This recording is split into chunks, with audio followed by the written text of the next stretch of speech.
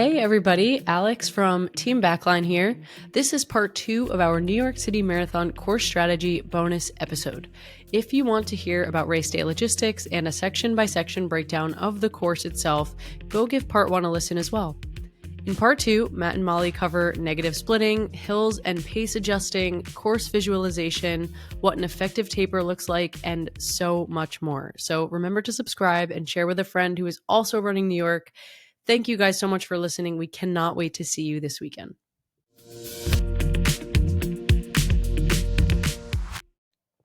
All right, so this brings us to our discussion of things that occur outside of the race itself. I think it's easy to just say carb load, but I think that there is a way that we can approach the taper with intention and how to make sure that you're optimizing in ways that I'm not sure are abundantly obvious to many. So walk us through what it is that we've learned, not only as athletes, but as coaches. Yeah. And again, I think that carb loading is something where a lot of runners, especially if you've been doing this for a while, maybe your information is like what you did 10 years ago, and the science really has changed a lot. So I think if something works for you, great, but I would still consider current recommendations when deciding how to approach it. Carb loading can and should be a multi-day process. Your muscles can retain glycogen as long as you're not doing really depleting workouts, which you shouldn't be at the end of your taper. You can load and that glycogen will stay in your muscles for 3 days. So you really don't need to approach this as like a Saturday dinner thing, nor should you. So ideally for a Sunday race, you would kind of start on Wednesday, Thursday, Friday as your build days. And then Saturday pre-race, you can eat pretty normally. And if you've done your job, you're not going to lose anything. You're already loaded. So your only job then is just to kind of eat as you normally would. And which I think is particularly important for making sure, honestly, that you're facilitating just like a regular bathroom schedule, right? I think obviously if you're eating a lot more, like there's going to be a little bit of a distress in a sort of like absolute sense. And so that's why I think the day before as a normal eating process and timeline and schedule for you would be better. In our last episode, we talked about carb loafing. Yeah. Can you remind us what carb loafing? Carb loafing was an approach that I think people dabbled in the 80s, where the theory was... I still hear it, though. I still hear the theory. You actually do, like in all seriousness, you hear versions of this, which is, I'm just going to eat normally. And the fact that I'm doing fewer workouts means that I am thus carb loading by default. You might net be eating more calories than you are expending in that scenario, but that doesn't necessarily, especially if you're not approaching the carb part of it with intention, doesn't necessarily guarantee that you've done anything helpful or maximized. And I think the other key part here is, particularly for men, you don't need to increase your caloric intake beyond what you sort of need appropriately for your level of activity for those days, particularly if you're not running as much. You don't need to eat like an extra 600 calories. All you need to do is really just pay attention to making carbs a much larger proportion of the calories you're eating. Yeah. And the other piece of advice for women, you do actually need to maybe super compensate a little and eat a little bit more in order to really maximize it. But you shouldn't be looking at this as I'm going to eat normally and eat like 3 bagels. Yeah. So the final thing I would add, if you're going to do the 3-day version of the carb load, is the closer that you get to race day, the simpler those carbs should be. So maybe Wednesday, you're still doing whole grain things and more complex carbs, but probably by Friday, you want those carbs to be things like orange juice or white rice or things that are just simpler and easier to break down, both for, a digestion standpoint, but also those carbs are more readily available. Yeah. I think when I think of the taper as well, particularly as somebody who, we've got the shop and we've got the events that we're trying to run, and we have our podcast, and we have coaching. I think one thing that can be a challenge for, a lot of us are super busy. And if you don't really approach the week by trying to clear the decks, you've just trained for months, potentially a couple of months.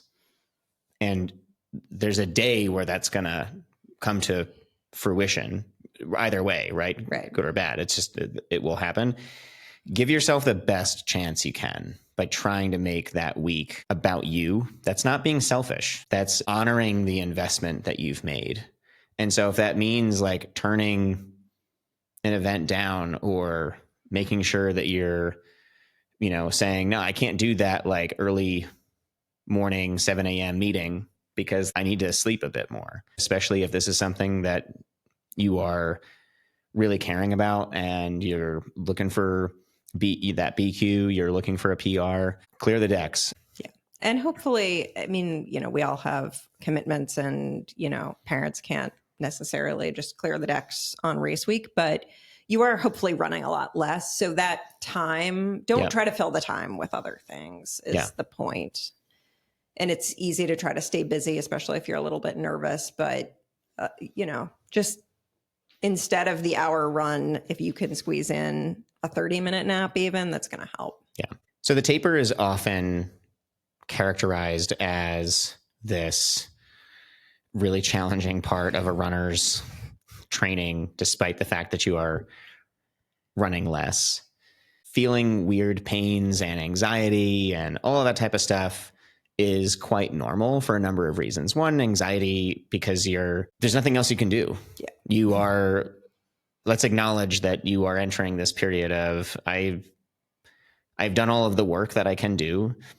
There is literally no workout that will aid in any performance benefit whatsoever. Although we will talk in a second about how to treat the taper from a running perspective. This part of what I'm sharing now is probably more of like the psychological element of the taper. Don't try to prove your fitness. Yeah, don't try to prove your fitness during this time. I think for many people, when you do start to feel some pain, a little bit of that is your body saying, oh, I can start to repair some things. And if you, like me, have also experienced a stress fracture, which was terrible and really a very disheartening thing to go through. Part of the reason why that happens in the couple of weeks in the lead up to race day is because you are reducing your load and it signals to the body that it is allowed to start recovering. So you're actually a little bit in a vulnerable state. Yeah. So starting to feel things and starting to feel some repair or things that like maybe had been dulled or deadened by the sort of tiredness of racing, and now you're sleeping. And so you're catching up on sleep, which means that your body has more time to do that recovery and repair process at night. Those things are all normal, but don't try and then, pound out these workouts. The sort of psychological aspect of this week is definitely a challenge. You are not alone in going through it, but anxiety is normal. And the best we can do is sort of understand and expect that's going to happen and trust that if you've done your training, that you're going to be okay. But let's talk a little bit about the science of the taper itself. And there's different ways of doing a taper. Some people do a longer taper, shorter taper. Do you keep intensity? Do you do all easy? So what do we know about this part of your training cycle?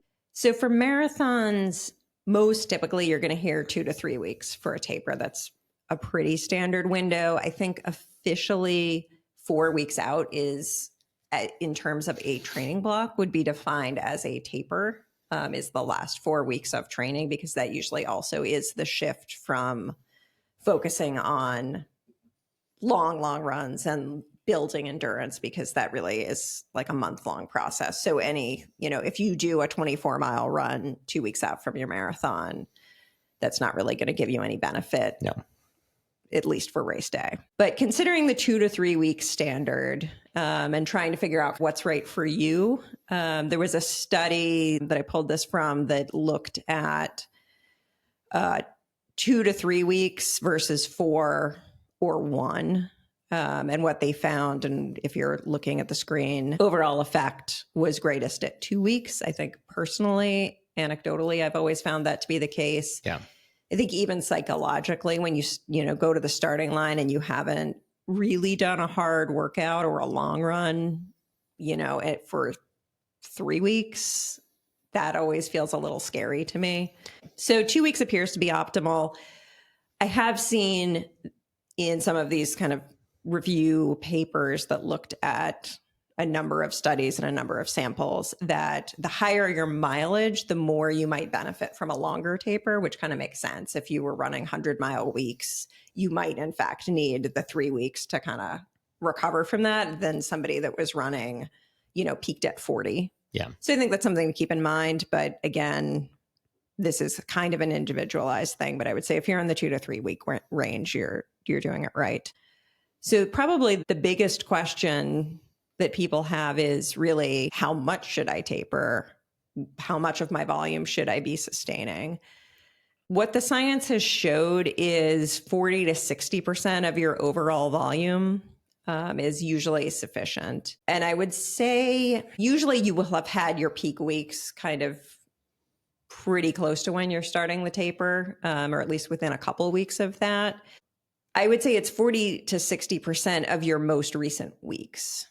So not necessarily 40 to 60% of your very tippy top in the whole cycle. It should be of what you've run, over the last few. And usually when we're ramping people down, we do like 40, 50% of their sort of recent average. And for the first week of the taper, if it's 2 week taper, and then kind of the next week, which often then includes the marathon, will end up being kind of a similar mileage, simply because you're adding in the 26 miles, but there might only be like 2 other short runs in that week. Intensity is probably the piece of the science that potentially has changed in the last 10 or 15 years.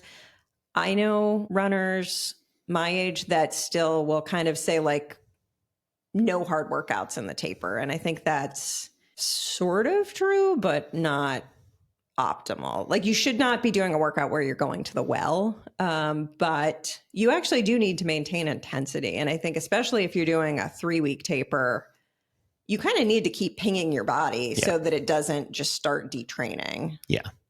So that's where the general guidance is frequency and intensity should be maintained, but volume is the thing that you're dropping. So if you were doing 10 by 400s earlier in the cycle and you want to kind of ping some speed in the last couple of weeks, maybe now that's only 6 by 400.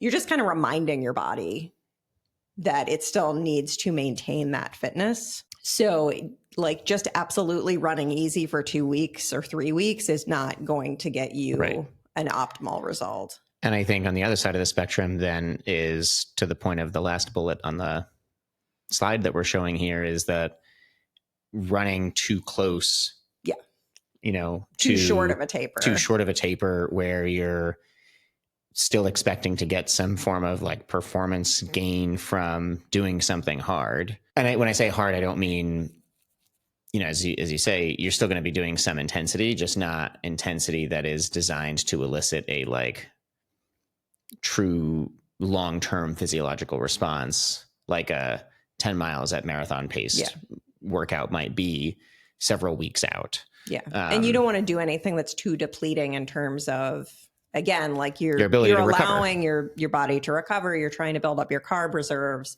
Doing something that's going to completely drain you this is not the time for that. Yeah. So the study that is up on the screen right now, I thought was an interesting one. It looked at 1,000 marathon runners' Strava data, which it defined as recreational runners. And it divided everybody into what they called a strict versus a relaxed approach. So what that meant was they looked at the last 4 weeks of training, I think. But within that, they were looking for runners who either decreased mileage sequentially over those weeks versus those who might have gone, dropped a week and then went back up and then dropped again. So they categorized them. So if you were strict, you followed kind of a step down process, whereas relaxed were people that kind of clearly weren't following any sort of intentional plan seemingly and were a little more random in their mileage. So what they found was the strict 3-week taperers had the best finish time benefits. So at least on average, they saved 5.5 minutes on their finishing time, which they said was a 2.6% improvement. I did the quick math on that. That would be 5 minutes being 2.6% is something around like a 3:30 marathon for context. And the worst outcomes among those runners had what were defined as relaxed 1-week tapers. So not intentionally dropping mileage and then really only kind of doing something different for that last week. Right. They did, and I think rightfully point out that they had no way of filtering for people that might have been using it as a training race and training through it. So maybe those people also weren't racing in the same way that somebody that, built a strict 3-week taper in. But certainly it does demonstrate that drop in volume in a systematic way has a much bigger benefit than you might imagine. Yeah. And this is a separate study, right? Yeah. So this one is perhaps less directly applicable to distance running. This was in middle distance runners, but it does show, it was a thorough study, and I think it demonstrates a lot of things and is worth talking about. Because the Strava study, I think, would be observational. I think this was entirely. Whereas this was a constructed study among middle distance runners, comparing a 7-day taper using a high intensity, low intensity, or full rest strategy. So the high group did 500 meter intervals at 110% of VO2 max, which for everyone else out there is about mile pace. So these were 500 meter intervals at mile pace with 6 to 7 minutes of walking rest between intervals. And I actually just dug up the paper because I couldn't remember. So the way they constructed this over the 7 days was, I think the first day they did 5 by 500. The next day they did 4, 3, 2, 1, which I thought was kind of a curious thing. But these were milers, like the race that they did that they used as their measuring of who did their best tapering was a 1500. So this is a reasonable workout that you would give somebody. And again, I think the fact that it's 6 to 7 minutes of rest in between these is also telling. So this is not like the kind of repeat set you might do as a marathoner where you're doing quarters with quarter rest or jogging. Now were all of these reduced volume?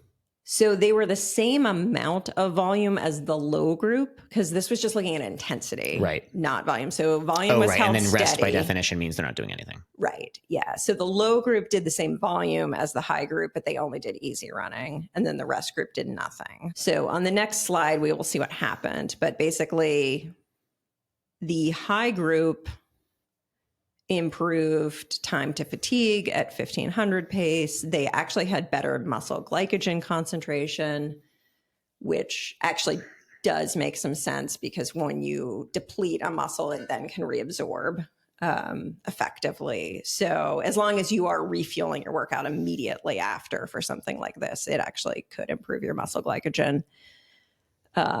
Post-exercise lactate measurements went down in the high group, and interestingly, total red blood cell volume went up. Which I think, just to pause on that for a second, I think as a function of bringing more oxygen to your muscles, that sounds like a good thing. Do you know if that was statistically significantly higher or just an observed? I think it was just, I didn't look up what the statistical significance was. In something that's only a week long, and given that it takes like 10 days to make a red blood cell, I'm curious. Right. Maybe it was just But I mean, the other two groups had, low had no change and rest actually went down. Yeah. So perhaps it's, maybe I guess it would not be so much a function as you've made new ones as maybe your body has not turned as many. Yeah, that kind of makes a little bit more sense of like the high intensity group maintaining whatever the body was doing already with producing red blood cells, whereas the rest group, your body's like, oh, I can take it easy. Yeah. But anyway, so the low group did have an improvement in time to fatigue, but not nearly as much. And then the rest group, other than muscle glycogen, which was not as improved as, so these were essentially carb loafers, I guess we could say. So their muscle glycogen did go up, not as much as the high intensity I think I have a product group. idea, by the way. Yeah. Like we should just like loafers. Like the shoe. I don't know. I'm spitballing here. Oh. This isn't very well thought We through. need to workshop that. Yeah, we need to workshop that. But I think like there's something with taking loafers and then I don't know if you would embroider like carbs on it or something. You know? Like your taper slippers or Yeah. something. Yeah. That like, resting, and you just rest in the this is your taper carb loafers. Yeah. I like that. Yeah. But yeah, our carb loafers did not have a good race. Is kind of the moral of the story. I think the takeaway though here is there's both observational and data to suggest that full rest is just not a good way to go. Yeah. And you want some intensity. Obviously you want to balance that out. We're not suggesting here that you go run 500-meter sprints. And like, we're not showing this as an example of a workout to do. We're just showing this as people have considered whether maintaining a degree of intensity while still providing for rest in between so that you can recover. Yeah, I think it's clear the workout was designed to not accumulate fatigue, which is often the way we intentionally design workouts when you're really trying to do something that is adaptive towards a race goal. This is clearly just sort of let's apply a stress. Let's allow the body to recover from that stress. Then we're going to do it again. Yeah. But it's not, and we're doing progressively less of these as we get closer to race day. But I mean, a 22% improvement in time to fatigue at a mile pace is pretty significant. It's pretty significant, especially when you consider that those people did more work in the week leading up. Right. I think at least what we do, in case it's instructive or helpful, is we certainly give for one of the workouts, sometimes even the day before, we'll give something with some strides. And when I say strides, I think we mean 3 to 4 20 seconds with 1 to 2 minutes, jogging in between. Right. This is just to turn your legs over. And, neuromuscular. Yeah. And I mean, honestly, just kind of like burn off some of the nervous energy too. Yeah. But usually on the Tuesday before a weekend race, we'll give something that might be, say, if it's a marathon, it might be, 3 by 1 mile with 2 minutes in between. Or if it's a half marathon, maybe it's, 2 by a mile at marathon or at half with maybe another 800 at half or something like that. Yeah. So we usually give something like that, but still a sufficient amount of rest in between that. 3 miles is not going to fatigue you to the extent that you can't recover. Yeah, certainly. And that's 5 days before your race. And that is the type of intensity that we're talking about. This is also helping you remember what marathon pace feels like, which I think is another helpful benefit to a workout like that. Yeah. So I think just be judicious about whatever it is that you're doing. Yeah. All right. So starting to bring it home here is talking about race plans and race strategy. So regarding race plans, you should have one.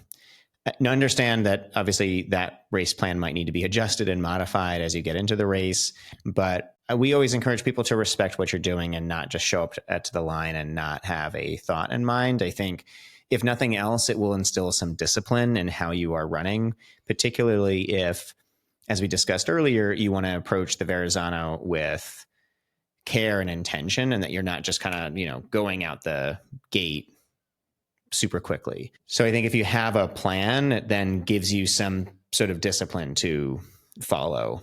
If you're trying to PR this, winging it is just not going to be an option. So find a method that works for you. These were my arms. I think among my, this was a 50K. This is my, this was a little aggressive in my early days. I had a whole system on my arms to, I had like my check-in points. I think today, if I were to redo all of this stuff, or at least like in my like current mat, I would focus less on like the per mile. I think a 5K. I think a 5K for a marathon is an appropriate thing because it gives you a little wiggle room. If you have like a not great mile, you don't, you have 3 miles to work with to kind of, work that out. Yeah. So and I also just think it's otherwise you're just kind of constantly watch checking, which is not the ideal way to race either.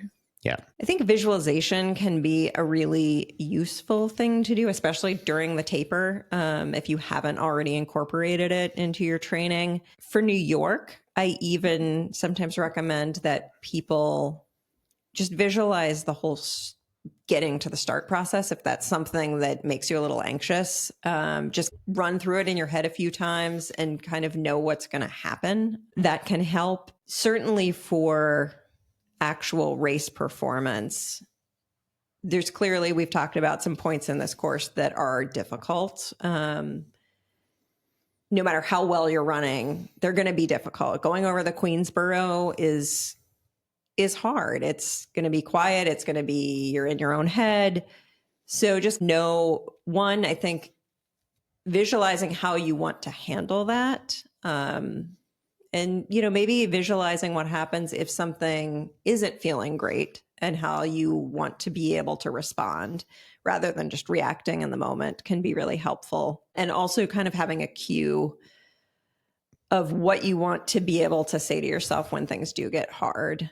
So athletes that I work with, often if it's somebody that we've run with a lot, we kind of know where people tend to go dark, but also what brings them out of it. So for some people, it's remembering I've done really hard workouts that, 10 miles at marathon pace really sucked at mile 8 and I got through it. Yeah. Those kind of things are helpful for people. I think positive self-talk is useful to a point, but only your brain knows if you're lying to it. Yeah. So I think just telling yourself that you're relentlessly just going to be positive is not really a workable strategy. You really do need to be willing to, be with the discomfort if it's hurting, but also be able to work with that. Yeah.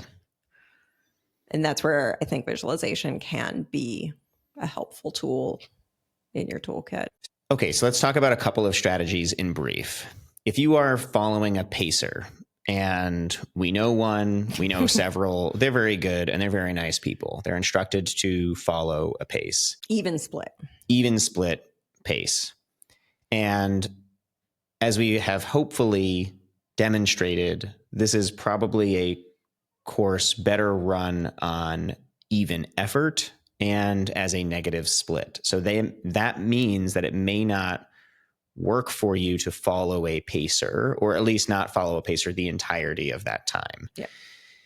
And if you're going up a hill and they're continuing at that marathon pace, I have heard of some pacers saying that they will say to their group, like, hey, I'm not going to do that. I'm not going to do that. And I'll go a little bit on effort, but I think just be aware of the fact that they may not be going on effort and that they're going to be going on pace. I think the official instruction by NYRR to their pacers is even pace. Right. So if you're trying to run a 4-hour marathon, they're going to be going up the Queensboro at 9-minute pace and going down the Queensboro at 9-minute pace. Right.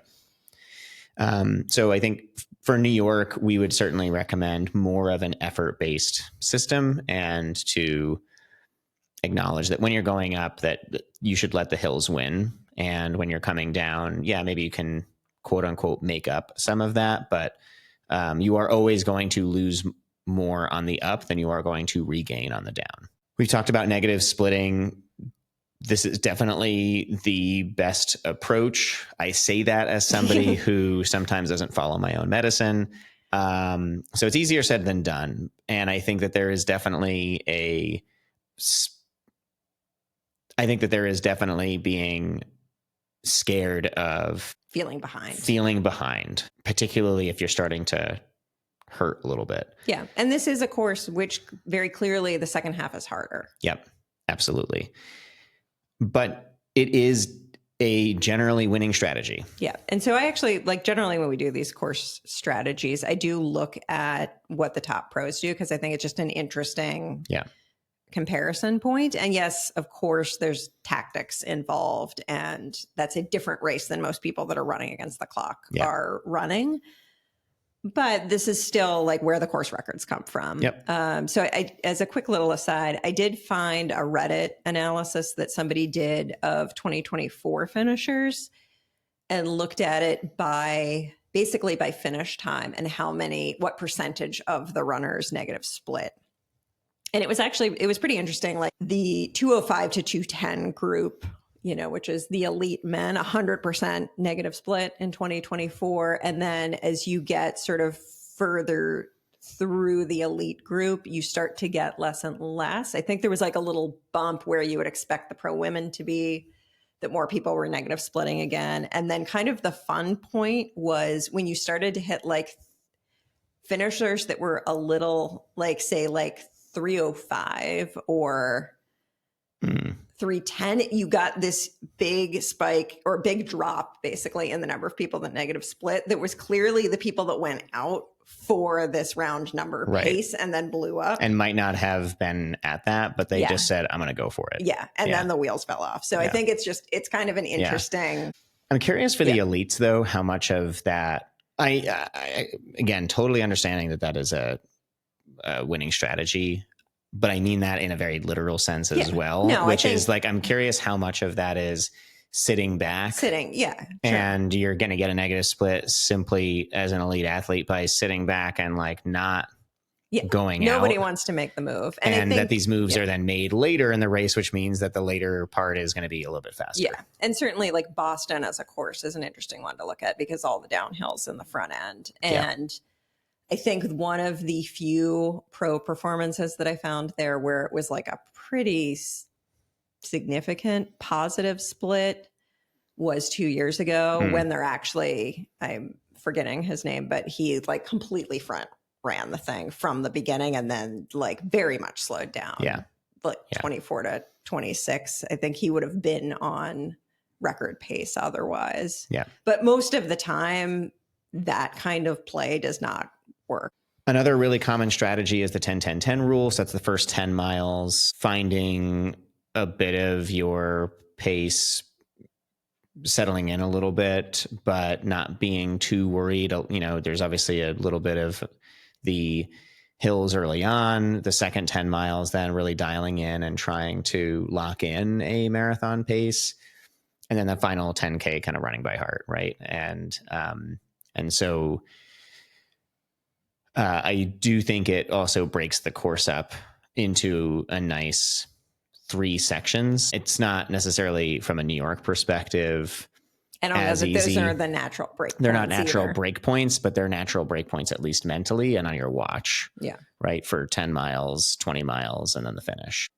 And I think the last strategy that you hear a lot of, and I think is often not talked about, which is, I cannot tell you how many times I've heard people say, I was not going out worried about my pace. I was more concerned with having fun, and that allowed them to have the best day that they had ever had, high-fiving every kid and smiling and enjoying themselves. And so I think that is very much a strategy too. The photos that we have and are showing are from when you and I ran together. And there was some work that we did. There was at one point where you tried to, tell me to like drop you. And I was like, there's no way I'm dropping you, in the middle of this race. But I think that we also both finished it with a lot of smiles, and I think had some smiles along the way. And so I think remembering to have fun, notwithstanding that you're taking this seriously and people want to BQ or to PR or whatever your goal is, right? You want to get through it, by running. I think hopefully this whole talk has given you a means of finishing happy.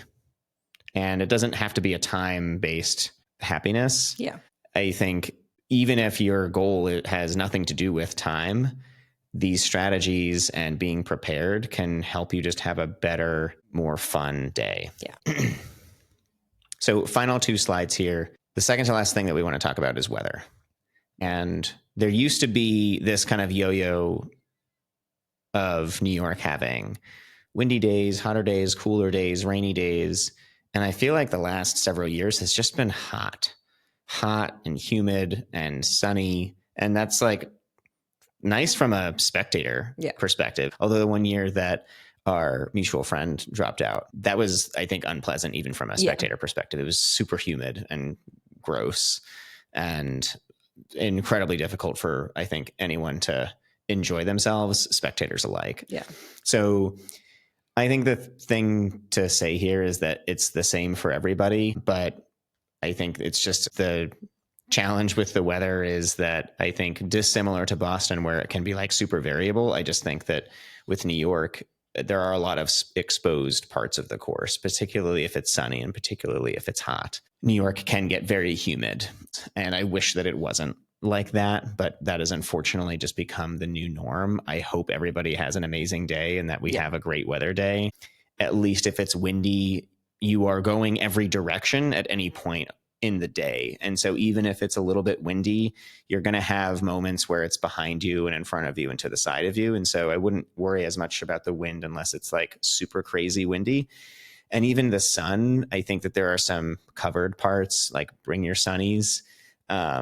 My best marathon for New York was when it was like a little bit drizzly, and it's the one that I fared the best. But I hope that everybody gets a great day and that it's not going to be hot and humid. Yeah. And you may just need to make adjustments to your goal pace if that's the case. Putting it all together is the final comment we're making here, is that going out too fast is in no way a good strategy. This is my first marathon, kind of bringing it full circle, that I'm showing on the video here, where you can kind of see I maintained, although started to slow down around, mile 12 or so. All of those drops are when I started walking, and you can see that those got more frequent and longer as the time went on. So every time it drops, that was to basically walking pace. The higher the line on the graph, the faster I was going. So kept trying to get myself back up. But my hope is that nobody has a graph that looks like this at the end of their day this November. And I think there's some perception that like somehow you can just mentally power through it. Yeah. And it's important to remind yourself that your body is not going to let you do that. Yeah. And that's not a failure of your psychology. Yeah. Well, Molly, we have covered a significant amount of ground, as we usually do. And our last episode, episode 7, was about race nutrition. And so if you'd like to get a little bit more of a deep dive on race nutrition and carb loading, we would definitely point you to episode 7 of Legwork. We talked obviously a bit about nutrition and some of the on-course nutrition stuff that New York City Marathon has to offer, but I think a bit more of a deep dive on how to approach carb loading and the different nutritional options that are out there. Might be a bit late for New York, but at least helping to at least understand nutrition in a more comprehensive, hopefully methodical way. That would be episode 7. And I think there's still some broad strokes there that you can implement. Yeah. But we hope this was helpful. If you liked this episode, please subscribe and share this. We're at episode 8 now. We love doing this. And it's a really fun way to engage with you all and hopefully provide you with something that is insightful, useful, and something that will help you unlock all of the athlete that you are. And so any other parting words, Molly? Don't start too fast.